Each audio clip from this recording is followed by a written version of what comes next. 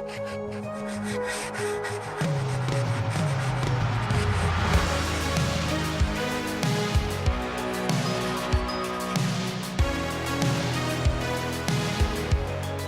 everybody, and welcome back to Movie Mondays with the Z-Man Show. Today I want to talk to you guys about the 2019 releases, a documentary about the Fyre Festival. Now again, if you guys have been living under a rock the last couple years, the Fyre Festival was this huge musical festival that was supposed to go down on the Great Exuma Island in the Bahamas back in, I think it was May of 2017. But there ended up being a huge scandal around all this, and a bunch of people basically paying in to this huge thing that didn't end up going anywhere near what it should have been. And it was just a shit mess. And so I want to talk to you about the two movies that came out. There's one that is called Fyre, that's Fyre, again, January 2019, produced by Netflix, okay? And then there's the other one, which is called Fyre Fraud, again, Fyre, also came out in January 2019, and this one was produced by Hulu. So I just want to talk briefly about some pros and cons that I thought about each of them, and then I'll just talk a little bit about the situation and what to expect when you watch these in general. But to come down on it, if I were to recommend one of the two, I'm going to lean more towards Fyre 2019. That's the Netflix production. And the reason I'm going to lean towards this is because it had a few extra pros versus cons on versus the other one. So to give you an idea, I thought that the way Fyre was filmed really started bringing the audience in very quickly, and just the visuals and the color schemes and everything, it just kind of really brought your attention straight into the situation, and it didn't waste any time. It just got straight into it. And it had really great interviews from a lot of different people, some of his producers who backed him money to try and fund these crazy schemes, which wasn't a scheme at the time. It seemed like a legit festival, but it ended up becoming a huge scheme unbeknownst to them. There was also this music professional guy that they had hired in to kind of throw this whole thing together, a musical consultant, and he gives a lot of his perspective as this all goes down. And he's laughing during a lot of the video, but really, in fact, it's no laughing matter. I mean, these guys are in some serious trouble for the things that went down during this festival. One of the big cons, though, I had for this one is that there's not a whole lot of backstory about Billy McFarland himself, like kind of where he came from or some of his other projects and things that were going on. Like, they talk about it a little bit. They hit it in different waves, right? But you never got any actual testimony from Billy himself. All of the footage is pretty much, it's like pre-recorded footage that they were doing while this event was going on. I guess he was hoping that this thing would kick off without any hitches whatsoever, and that one day they could build a documentary on it, see how awesome this thing is, see how we tried to create something new and inventive, and it worked, and see how famous I am now. Instead, it pretty much was a bunch of footage used to build a case against Billy for all the bullshit that went down around this thing. So those are my pros and the cons for Fyre 2019, the Netflix production.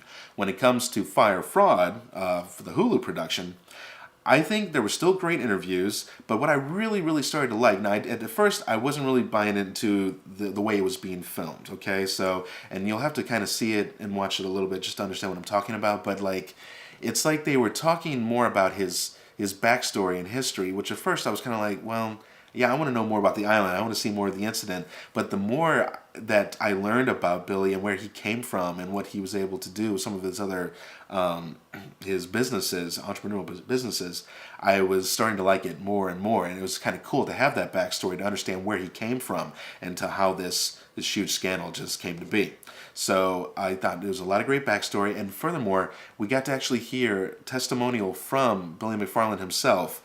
As they asked him questions, he's being interviewed, and they don't hold back, and you can tell the tension and he's under, and he's not smiling some of it he's trying to play it off like, oh, everything's fine, it's not as bad as it seems, but some of the times, he just gets quiet, and he's just kind of staring off, and he's like, I can't answer that question, or I can't answer questions to any criminal proceedings, and they're like, so there are criminal proceedings, and he just repeats, I can't respond. It's just a mess, right? And you feel bad for him for like half a second until you start seeing all the things that he did to these rich, young, and I guess older people that all paid into these crazy large villas and things that they were supposed to get, and this great food service and meetings with the artists themselves.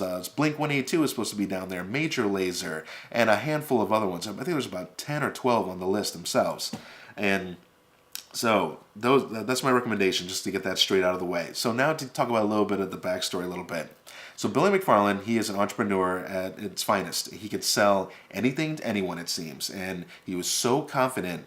And everything that came out of his mouth, people just believed it. They believed he could do it. He had very famous and rich producing backing companies paying in, to give him money just to let these things, come to be. And it all started, well, one of his earliest ones started around this Magnesis card, okay? So this was a credit card. It was like this black card that, for the millennials, right? So that rich kind of platinum card that they could use. And what was neat about this card is that it gave you perks that no other credit card, Visa or MasterCard or any of those, could provide you, right? So, and one of his biggest selling points for all these annual fees you paid in, which were absorbent and way too much, you could actually go and hang out at these like social gathering places. So it was like a dedicated not a mansion, but just an awesome like condo area or something like that. And you could go in, you could drink and eat and just talk with others and meet famous people and so forth. They had all these photographs, but to find out though, you didn't meet any of those types of people there. You were basically meeting all the other just individual backers themselves paying in, and just a bunch of nobodies pretty much, right? So people were coming there to meet rich and famous people and get on, and make connections, right? And get ready to become famous themselves, when really they're not meeting anybody special whatsoever. So as this legitimate company as it was going on, he kept giving financials and saying like, we have over, 20,000 subscribers or something like that, and like all this money rolling in, when in fact there was only like 4,000 or 5,000 subscribers, to the actual card itself. And they started running into major money problems. And after then some talking and finagling and moving some things, he finally meets Jarul, right? So the hip hop star. And so they get together and they start, talking over ideas and things, and they have this idea and vision of this app called Fyre, which will pretty much be a promotion service so that you could basically book talent for, your 30th birthday party or the bar mitzvah for Jerry when he turns 15, 16, whatever that is. But anything, you could go out here and you can say, yes, I want to book Taylor Swift for June 19th for this, and it would get you in contact with the exact parties needed, and done deal. It's actually a really great idea when you think about it. Unfortunately, though, they were to build this app. They really didn't have any huge financial backers and so forth. So they needed to get this out there. And what Billy truly understood were people and the millennial youth and how they use social media to get things out there. And so basically, he builds this commercial for this Fyre Festival, right? So he hires all these hot models to come down, which they barely even understood even what their whole purpose was while they were down there. But they're on jet skis and they're drinking and partying and having fun, and it just looks like the lavish life anybody would expect. If you're going to some amazingly expensive, rich film festival, right? Music festival. And so they finally get this. They build this commercial together in like no time flat. And by the time they got down there, a few days later, they were editing on spot. In fact, they didn't have internet sources. They had to keep flying out to surrounding islands because they were boasting they had bought one of Pablo Escobar's islands, right? So the famous drug lord, used to be famous, I suppose. And so that was the big thing. Like, hey, we have this island. It's beautiful. It's remote. You can come down here. You're gonna enjoy music and people and sex and money, drugs, whatever. I don't know, everything under the sun, right? But with the producing the commercial, the guys who actually own the island said, before you release any information, do not, and they said repeat, do not mention anything about this being Pablo Escobar's island. We're trying to rid this island of that history and so forth, whatever. And one of the first things in the freaking commercial basically says Pablo Escobar's private island, so forth, and basically they were stripped the rights almost immediately. Just as fast as this thing was about to go down, they were already out of a location. And now they're within months of this thing going down. He has to go island shopping, pretty much to get out there and find an island, which we find out that to buy an island can take years, even months at minimum, but more like years, because there's just all these different things you have to go through to get it done. So they end up on the Great Exuma Island in the Bahamas, right? And they show you, both documentaries show you the top side views of the island and where they're trying to hold it. And there's like a sandals resort nearby. But other than that, this island's pretty small. There's not a whole lot going on. And furthermore, they even choose to hold this event during one of the biggest Bahamas, I guess I don't know if it's really, it's kind of like Christmas times 10 to them, okay? And it's going down the first weekend of this Fyre Festival. And the recommendations are, do not hold this event here during this time period. It will not work. The island's going to be at 5 times its capacity already, you know. But Billy was like, no, this is when we're going to do it, because they didn't want to push off any more time. Like, he needed that money, he needed the backing. So out starts going all the social media posts and all the influencers that he had kind of gotten in touch with and paid off a little bit to start posting. And they even got Kendall Jenner to even post with her 99 million followers at the time. So this thing just started spreading like wildfire. You see? Fire. You see what I did there?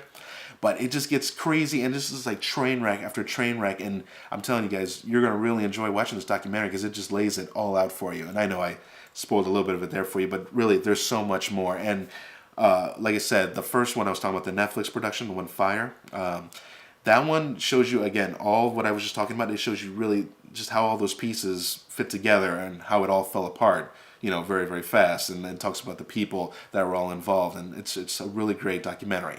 What I did enjoy also, again, about the Fyre Fraud one by Hulu is that you got to see some of the testimony from Billy McFarland himself, seeing him eat his own words, some of his other people talking against him, seeing the people he hurt. Not just the rich people, but the people on the islands. There was all these island workers that were working literally 22 out of the 24 hours per day, and they never got paid. They're out thousands and thousands of dollars, you know, of wages. There was even a woman on the island, and she was supposed to provide a lot of the catering and the food and so forth, and she lost a ton of her savings to it. And your heart really went out to people like her who ran into those hardships. It shouldn't have happened. So again, guys, this is my recommendation for this week, my homework for you, if you will. Go and check out either one of these, but I would lean towards Fyre 2019. But if you want to see both of them, Fyre Fraud is the other one by Hulu. So you can see those out there. And yeah, it's just such a shit show. I just couldn't believe it, just watching this train wreck unfold. But for that now, that's my recommendation for this week. So make sure to come back out, like and subscribe if you enjoyed this video, as there will be more coming every Monday. If I can help it, I actually caught a cold, but I had to push this one out. So I hope you enjoyed it, and I guess we will catch you at the next Movie Monday review. See you guys.